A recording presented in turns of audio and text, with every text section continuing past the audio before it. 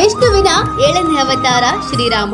ಕಲಿಯುಗದಲ್ಲಿ ಸಾಕ್ಷಾತ್ ವಿಷ್ಣು ಸ್ವರೂಪನಾದ ಶ್ರೀರಾಮನ ವಿಷ್ಣು ಗೋಪಾಲ ಸಾಲಿಗ್ರಾಮ ಕ್ಷೀರಾಭಿಷೇಕ ಹಾಗೂ ಪೂಜಾ ವಿಧಾನಗಳನ್ನ ಮಾಡ್ತಾ ಬಂದಲ್ಲಿ ಸಾಕ್ಷಾತ್ ವಿಷ್ಣು ಶ್ರೀರಾಮ ಲಕ್ಷ್ಮೀ ದೇವಿಯು ಪ್ರಾಪ್ತಳಾಗೋಳೆಂಬ ನಂಬಿಕೆ ಇದೆ. ತಂದೆಯ ಮಾತು ನಡೆಸಿಕೊಡಲು 14 ವರ್ಷ ರಾಜ್ಯ ಆಡಳಿತ ಪರಿವಾರವನ್ನ ಬಿಟ್ಟು ವನವಾಸ ಮಾಡಿ ಪ್ರಭು ಶ್ರೀರಾಮನು ಹಿಂತಿರುಗಿದಾಗ ಇಡೀ ಅಯೋಧ್ಯೆಯ ಜನರು ದೀಪಾವಳಿನ ಆಚರಿಸಿದ್ರಂತೆ.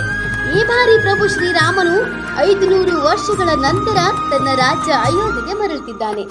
ಇಡೀ ದೇಶವೇ ದೀಪಾವಳಿಯನ್ನ ಆಚರಿಸೋಣ.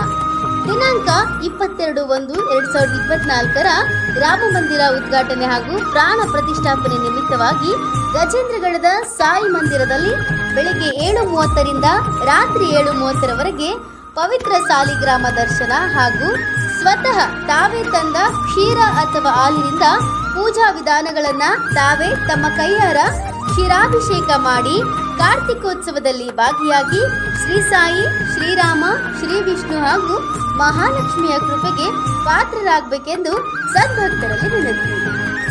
ಸಮಸ್ತ ಭಕ್ತಾದಿಗಳಿಗೂ ಆದರದ ಸ್ವಾಗತ.